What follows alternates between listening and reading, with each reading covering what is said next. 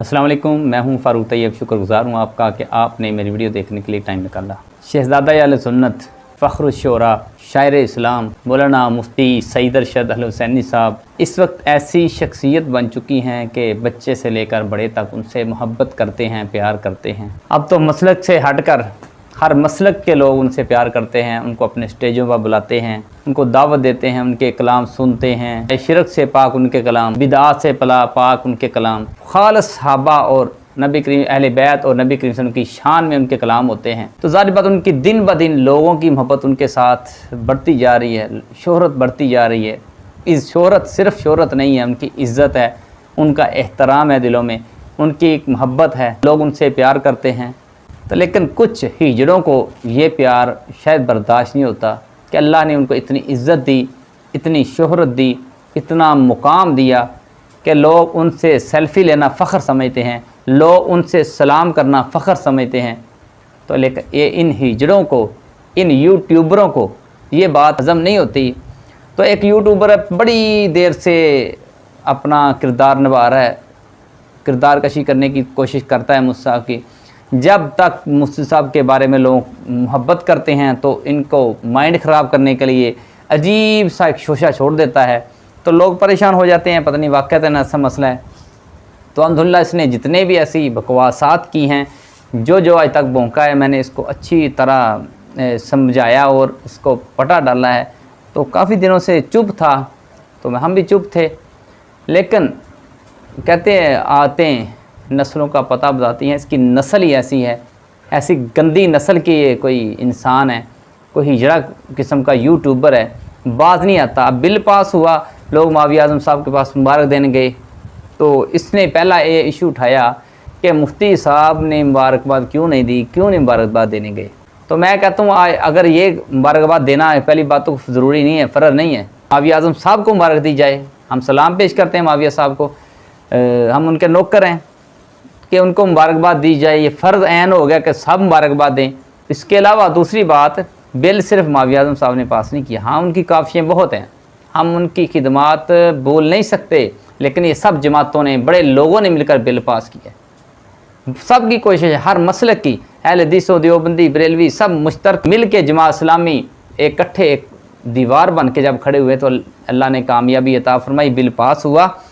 तो फिर तो हक बनता है सराजुल अक़सा के पास भी जाया जाए, उनको मुबारकबाद दी जाए, सबके पास केले केले की मुबारकबाद दी जाए, सिर्फ मावी आज़म ही क्यों। दूसरी बात, काश कि आप तहकीक कर लेते, जिस बात का पता ना हो ना तो नहीं करनी चाहिए।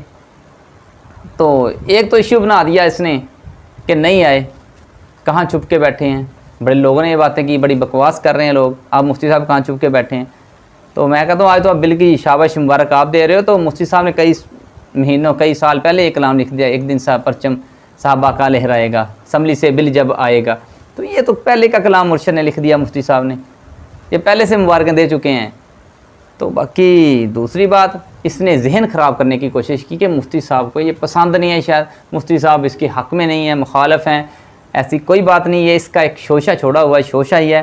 पहली बात, जो मेरी मुर्शद से बात हुई थी मैसेज पे, पता चला था कि उनके अब्बू की तबीयत बहुत ख़राब है, गुर्दों का मसला था, वो इसी हालत में अपने अब्बू के साथ थे, खिदमत में थे। मैं कहा ज़रा अब्बू बीमार हो, मंजी पे लेटा हुआ, फिर कहता मैं कहूँ कि फ़लाँ बंदे पर मुबारकबाद क्यों नहीं देने गया। क्या बिल पास करने की खुशी यही है कि मुबारकबाद दी जाए, जफ्फियाँ डाल के वीडियो बनाई जाए, लगाई जाए, फिर आपको यकीन आएगा। आपने तो नहीं वीडियो लगाई, फिर आप क्यों नहीं गए, आपका अब्बा क्यों नहीं गया मुबारकबाद देने। जो वीडियो पे बोल रहा है, बकवास कर रहा है, तो आप अपने अब्बे की वीडियो लगाए ना कि अब्बा मेरा मुबारकबाद देने गया, मेरा फ़लाँ में गया, मेरे रिश्तेदार गए। बड़े लोग हैं जो मावी आज़म साहब नहीं गए, जो गए हैं उनकी मोहब्बत है, जो नहीं गए उनकी भी मजबूरी हो सकती है, तो ज़रूरी भी कोई नहीं है कि उनको मुबारकबाद दी जाए। ये एक नेकी का काम किया, अल्लाह से अजर लेना है, लोगों से अजर नहीं लेना इसका। बाकी ये मैं फिर कहता हूँ, इन जैसे भगोड़ों, इन जैसे हिजड़ों से, इनकी बातों में ना आया करें। तो एक बात ये भी मशहूर की कि मुफ्ती उम्रे पे गए, ना उम्रे पे गए हैं, कहीं नहीं है, सिर्फ अपने अब्बू जी की परेशानी में अपने घर में थे, उनके इलाज चल रहा था, जो मैं तस्दीक करता हूँ, ये मेरी बात हुई है।